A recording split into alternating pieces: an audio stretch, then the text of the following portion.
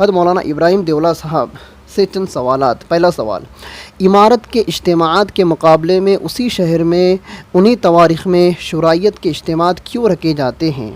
اور حضرت مولانا ابراہیم صاحب دیولہ دامت برکاتہم کا مبارک ملفوظ ہے کہ الحق لا تخاصم الحق، ترجمہ حق کا رقیب یعنی دشمن نہیں ہوتا۔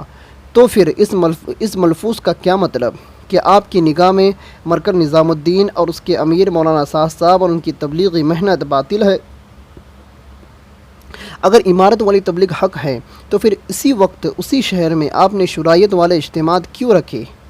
اس کا مطلب تو یہی ہوا کہ آپ کی نظر میں مرکز نظام الدین والی تبلیغ باطل ہے، تبھی تو آپ نے اپنی شرائط کے اجتماعات اسی تاریخ میں رکھے۔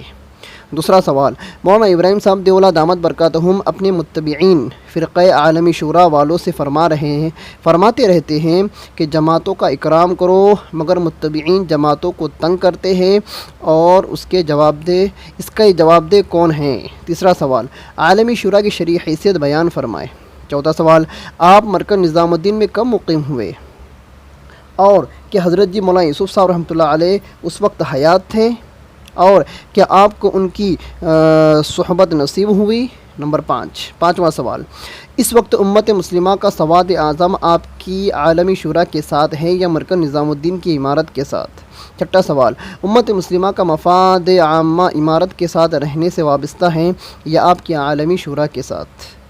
ہم اللہ کا واسطہ دے کر آپ سے ان سوالات کے جوابات مانگتے ہیں اور اللہ کو گواہ بناتے ہیں اس بات پر کہ ہم نے اپنا پیغام آپ تک پہنچا دیا ہے، اور اگر حشر کے دن کی ذرا بھی فکر ہے تو تنہائی میں بیٹھ کر اپنی موت کو سرہانے یقین کرتے ہوئے جوابات سے مستفید فرما کر امت مسلمہ پر رحم فرمائیے۔ عالمی شورا والوں میں سے ایک آپ ہی ہیں کہ جو ان گتھیوں کو سلجھا سکتے ہیں، اس لیے ہم نے سیدھے آپ کو مخاطب کیا۔ اللہ ہمارے قلوب کو حق کے لیے منشرح فرمائے اور زبان کو حق گوئی کی دولت سے مالا مال فرمائے اور امت مسلمہ پر رحم کرنے والا بنائے۔ والسلام بندہ محمد محبوب۔